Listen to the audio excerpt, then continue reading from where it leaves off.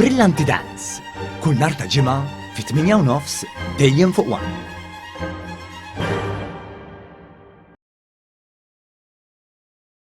Dan huwa gvern li qed jagħti direzzjoni ċara ta' fejn irridu nieħdu lil pajjiżna miżuri u deċiżjonijiet meħuda fl-aqwa interess nazzjonali anke meta affaċċjati bi sfidi internazzjonali.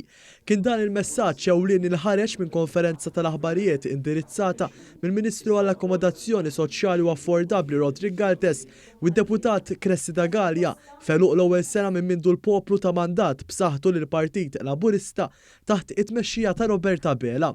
Il-Ministru Rodrigue Galtes spjega l-matul din is-sena il-Gvern Laburista qed jagħti direzzjoni lil pajjiż bil-miżuri li qed jitwettqu kuljum, iżda wkoll ħad deċiżjonijiet meta kien affaċċjat bl-isfidi.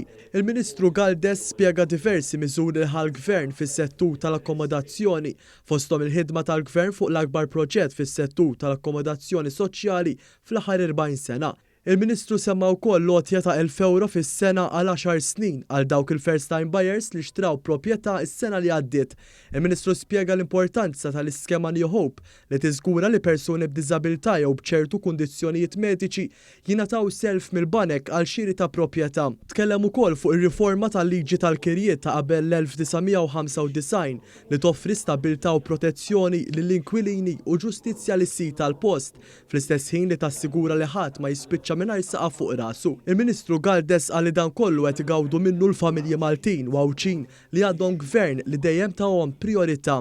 Kien dan il-gvern li kellu l-kuraġġ jirriforma l-kirjiet privati. Għamilna mis-settur tal-kirjiet settur ukoll li joffri alternattiva ta' akkomodazzjoni.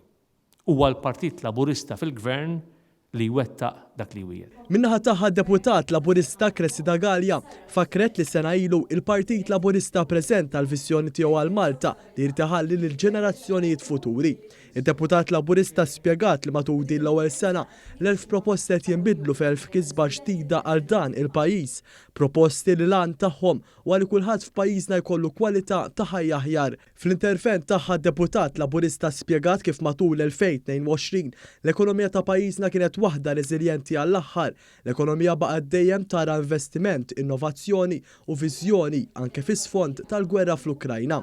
Fejna nwettqu miżura wara miżura.